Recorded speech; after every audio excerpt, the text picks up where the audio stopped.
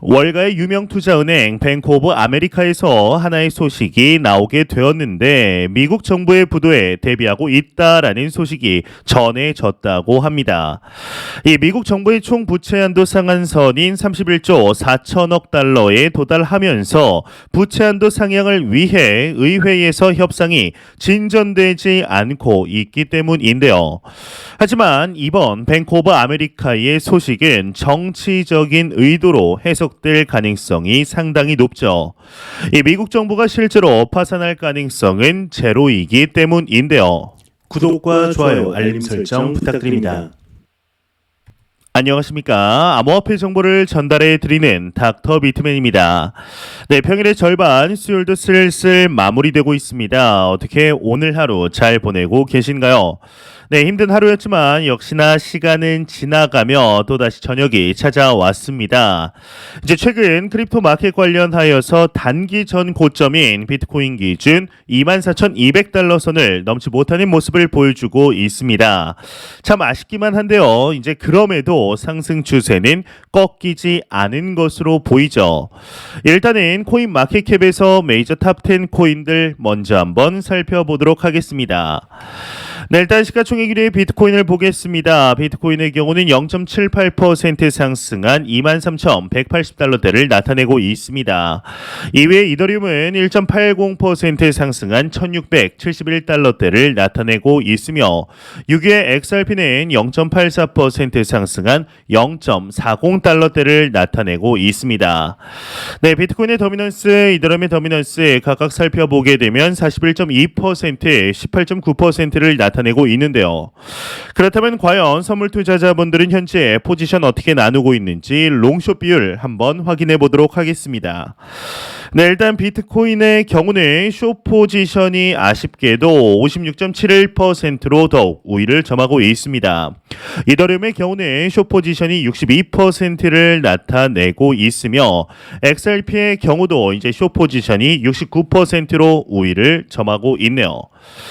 네, 이제 얼마 전 참 안타까운 일이 발생을 하였습니다. 이제 지난 6일과 7일 튀르키예 남부와 시리아 북부 지역에 리히터 규모 7.8의 강진과 여진이 6일과 7일에 걸쳐 발생해 지금까지 이제 최소 4,300여 명이 사망한 것으로 알려졌습니다. 이 정보 모으고 시간이 지날수록 더욱더 사망자 수가 늘어나고 있는데 이 튀르키예에서는 최소 2,921명이 사망하고 15,800여 명 이상이 부상을 당한 것으로 알려졌는데요. 시리아 국영 이제 사나 통신은 정부가 장악한 지역에서 711명이 사망하고 반군이 장악한 지역에서 740명이 사망했다라고 보도가 나왔습니다. 이 지진 피해 이제 발생 직후에 많은 국가들에서 이 두 나라를 돕기 위해 구조대를 파견하고 잔해 속에 갇힌 민간인을 구조하기 위해 노력 중인 것으로 알려졌는데 이러한 가운데 암호화폐 업계도 튀르키예를 지원하는 대열에 동참하기 시작하였습니다. 이 바이낸스 CEO 창펑자오의 경우는 지난 7일 바이낸스 팀은 튀르키예 주민들을 돕기 위한 계획을 세우고 있다. 오늘 4차례 회의를 가졌고 많은 세부 사항이 확정되었다. 지원 계획은 추후 공지할 예정이다라는 트윗을 올리게 되었습니다. 암호화폐 거래소 이 후오비 또한 200만 터키 리라 약 10만 달러의 구조금을 내놓을 것을 발표하였는데요. 이 미국의 스테이블 코인 발행사인 테더와 비트파이넥스의 킷 등도 튀르키예 재건을 위해 500만 리라 이제 약 26만 5천 달러의 인도주의 구호 기금을 제공하겠다라고 발표하였는데 참 이런 참상이 발생했다는 것이 마음이 아플 수밖에 없는데요. 하루빨리 수습이 되기를 진심으로 바라보도록 보도록 하겠습니다. 네, 최근 크립토 마켓의 경우는 어제까지는 비트코인 가격 기준 22,800달러에서 가격을 지지받고 있었지만 오늘 새벽 하나의 소식이 나오게 되었습니다. 바로 고용보고서 발표 이후 제롬 파월의 공식 연설이 있던 것이었는데 이 워싱턴 DC 이코노미 클럽에서 올해 1월 고용보고서 공개 이후 첫 공개 석상 발언이 이어졌습니다. 이제 토론 초반부터 얼마 전 발표된 발표된 비농업 고용 지수가 예상보다 강했던 노동시장에 대해서 질문을 받았고, 이 파월 의장의 경우는 아직 고용과 관련하여서는 갈 길이 멀다라고 강조를 하게 됨으로써 아직 경제가 탄탄하다라고 보기에는 무리가 있다라는 뉘앙스의 말을 하게 되었습니다. 추가적으로 올해 인플레이션이 상당히 하락하는 해가 될 것이라고 다시 한번 반복을 하였는데, 이를 통해 FOMC 이후 시장의 가격 하락을 야기했던 원인인 이 1월 비농업 고용지수 발표 후에 탄탄한 미국 경제로 인해 추가적인 금리 인상으로 이 자산 시장이 하락할 것이라는 우려가 다소 잠잠해졌기 때문에 이 암호화폐뿐만 아니라 증시 등 위험자산 입장에서는 환호하는 모습을 보이게 됩니다. 다만 이 제롬 파월은 기준금리와 관련하여서는 힌트를 주지 않았고 5월 역시 금리 동결을 하지 않을 것이라는 우려가 여전히 존재하는 듯 보이고 있는데요. 이 외에도 흐름들을 읽기 위해 알아둬야 할 뉴스들을 이제 몇 가지 정리를 해 보려고 합니다. 일단 우선적으로 이 페이코인 이슈에 대해서는 아마 이제 많은 분들이 들으셨을 것입니다. 이제 국내 5대 거래소 연합체인 닥사가 유의 종목 기간 연장을 하면서 이 300%가 넘는 폭등을 보이게 되었습니다. 연장 발표 전에 150원대였던 이 페이코인은 연장 발표 2시간 만에 485원까지 치솟게 됩니다. 이제 물론 추가 하락이 있었지만 앞서 위믹스가 상폐되었던 것을 생각할 때 이 결과가 어떤 식으로 나올지는 알 수 없지만 이 하이 리스크 하이 리턴이라는 결과가 이번에도 맞게 되었죠. 또한 지난 11월 무너진 FTX 이슈에 대해서도 이야기들이 지속적으로 나오고 있습니다. FTX의 전 CEO 샘 뱅크먼에게 정치 후원금을 받은 정치인들에게 다시 자금을 되돌려달라라는 기사가 최근에 나오게 되었는데요.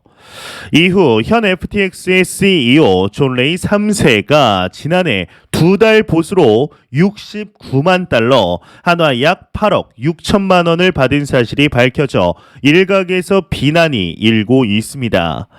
이 FTX는 존 레이가 일주일에 75시간 근무하고 크리스마스와 휴일에도 일했다라고 주장을 했지만, 그렇다고 하더라도 이 파산한 회사의 2개월 급여치고는 지나치게 높다라는 비난이 계속해서 나오고 있는 상황이죠. 이 존 레이는 언론의 파산 관제인을 죄송합니다. 꼭 잘 나가다가 이렇게 말 한 번씩 꼬이는데 다시 들어가겠습니다. 이 존 레이는 언론의 파산 관제인을 이제 역임했던 사람으로 FTX 사태의 수습 또한 맡게 되었습니다. 말이 꼬여도 어떻게 이렇게 꼬이는지 모르겠네요. 네, 무튼 FTX의 파산 여파로 위기를 맞이했던 이 제네시스 사태 또한 윙클보스 형제와 베리 실버트의 트위터상의 다툼이 격화되는 것처럼 보였지만 다행히도 합의로 마무리될 전망입니다. 이 제미니 거래소의 카메론 윙클보스가 DCG와 합의했다라고 밝힌 것인데, 이 합의 안에는 제네시스의 매각과 자산 매각 등이 포함된 것으로 알려졌습니다. 이 DCG 그룹의 붕괴에 대한 시장에 우려가 있었던 만큼 잠재적 악재가 상당 부분 줄어들 것으로 보이죠. 이 월가의 유명은행 뱅크 오브 아메리카에서도 하나의 소식이 나오게 되었는데, 미국 정부의 부도에 대비하고 있다라는 소식이 전해졌다고 합니다. 이 미국 정부의 총 부채 한도 상한선인 31조 4천억 달러에 도달하면서 이제 부채 한도 상향을 위해 의회에서 협상이 진전되지 않고 있기 때문인데, 하지만 이번 뱅크 오브 아메리카의 소식은 정치적인 의도로 해석될 가능성이 상당히 높은 상태입니다. 이 미국 정부가 실제로 파산할 가능성은 제로이기 때문인데요. 이 공화당은 이번 이슈를 가지고 민주당과 정부를 상대로 원하는 것을 얻어내려 할 것이고, 또다시 극적인 타결로 마무리될 가능성이 큽니다. 이 사건은 오히려 좀 더 큰 관점으로 이해할 필요가 있는데, 이 과거 로마의 네로 황제가 은화에 구리를 넣었던 것과 같이 결과적으로는 이 달러의 가치가 계속해서 하락하는 사건이기 때문이죠. 이에 비트코인의 정해진 발행량이 다시금 빛을 발하는 대목이다라고 생각을 하는데요. 또한 작년과는 달리 2023년 올해 미국이 경기 침체에 빠질 것이라던 전망이 점차 희석되고 있는 모습입니다. 월가의 유명 투자은행 골드만삭스의 경우는 미국의 경기 침체 가능성을 25%로 하향하였으며 IMF에서도 올해 미국의 경기 침체 가능성을 낮게 보았습니다. IMF의 총재의 경우는 올해 경기 침체를 피할 수 있다라고 발언한 것인데요. 사실 현재 미국의 고용률과 기업들의 성과를 볼 때 지금이 어딜 봐서 침체기인지 이해가 쉽사리 가지 않습니다. 유럽 쪽은 현재 관광으로 난리 중인데 오히려 이 대한민국만 한국만 어려운 것이 아닌가 싶을 정도인데요. 이제 역사적으로 높은 고용률을 고려할 때 침체가 아니라 오히려 지금은 호황이 아닌지 놀라울 따름입니다. 예, 우리 모두의 게르게 코인, 내가 팔자니 팔면 오를 것 같고 더 사자니 오르지 않는 가격으로 망설여지는 리플과 관련하여서도 이야기를 해보려고 합니다. 리플사의 경우는 SEC와의 긴 싸움의 시작은 이제 2020년 12월부터 시작을 하였습니다.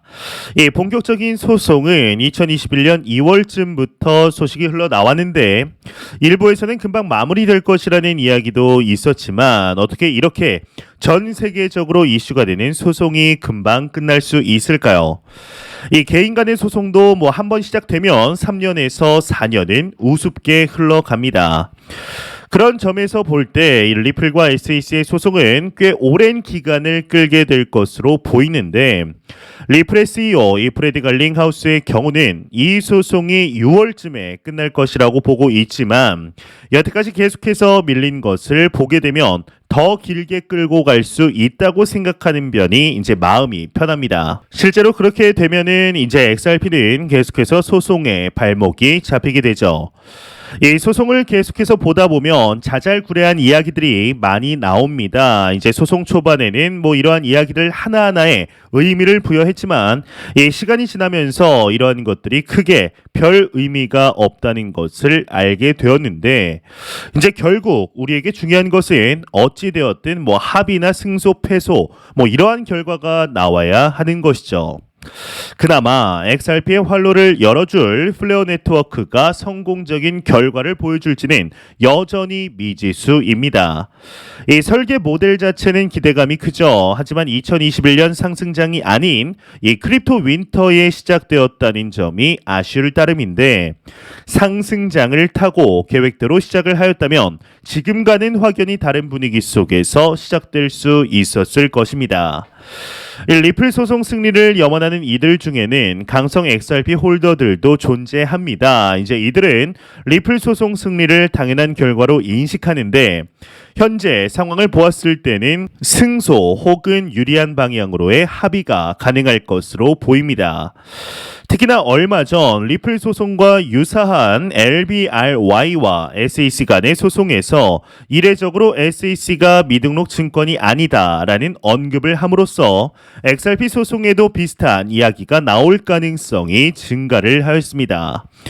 이 소송이 CEO의 말처럼 6월이 아니더라도 이번 연도 안에 마무리되게 되면 내년 반감기 사이클과 맞물려 충분히 지금과는 비교도 안 될 정도의 상승을 기대할 수 있을 것으로 보이는데요.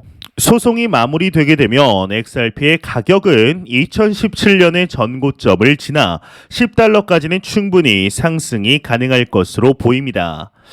사실 지난 2020년 12월 리플의 가격이 플레어 네트워크의 출범의 기대감으로 상승하게 되었는데 이때 상승분이 꽤나 높았었습니다. 이제 그러다가 SEC가 소송을 시작하여 상승분이 모두 반납되며 추락을 한 것인데요. 과연 소송이 정말 끝이 났을 때에 XRP 가격 상승분이 얼마나 될 것인지 충분히 기대해보아도 좋지 않을까 하는 생각이 드네요. 네, 안 보고 가면 섭섭하겠죠. 이 크립토 공포 탐욕 지수입니다. 이 전월 대비 2포인트 하락한 54포인트를 기록하며 이 중립 단계를 나타내고 있습니다.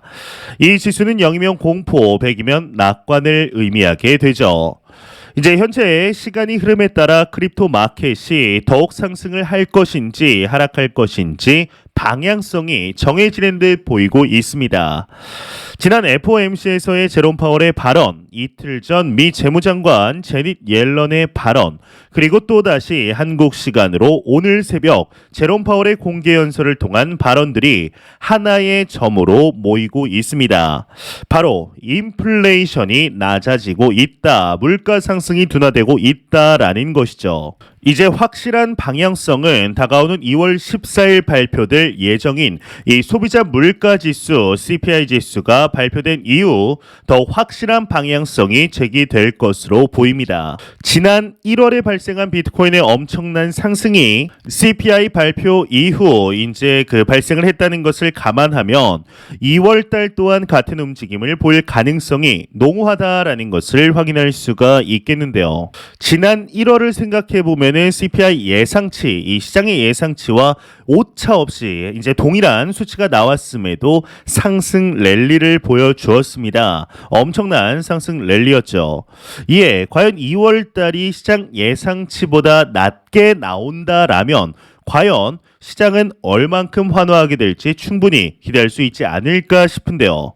그래서 일단 개인적으로도 소량의 자금을 롱 포지션을 걸어둔 상태입니다. 2월 14일을 위해서이죠. 과연 이때 과연 암호화폐 시장이 얼만큼 상승할 것인지 충분히 기대해 보아도 좋지 않을까 하는 생각이 드네요. 네, 제가 준비해온 소식은 여기까지입니다. 영상이 도움이 되셨다면 구독과 좋아요 그리고 광고 한 편만 처음부터 끝까지 시청 부탁드립니다. 이 채널은 오직 광고 수익으로 운영이 되게 됩니다. 항상 영상 시청해 주시는 시청자분들, 구독자분들 너무나 감사드립니다. 오늘 남은 시간 잘 마무리하시길 바라면서 저는 더욱 도움이 되는 영상으로 찾아뵙도록 하겠습니다. 지금까지 닥터 비트맨이었습니다. 감사합니다.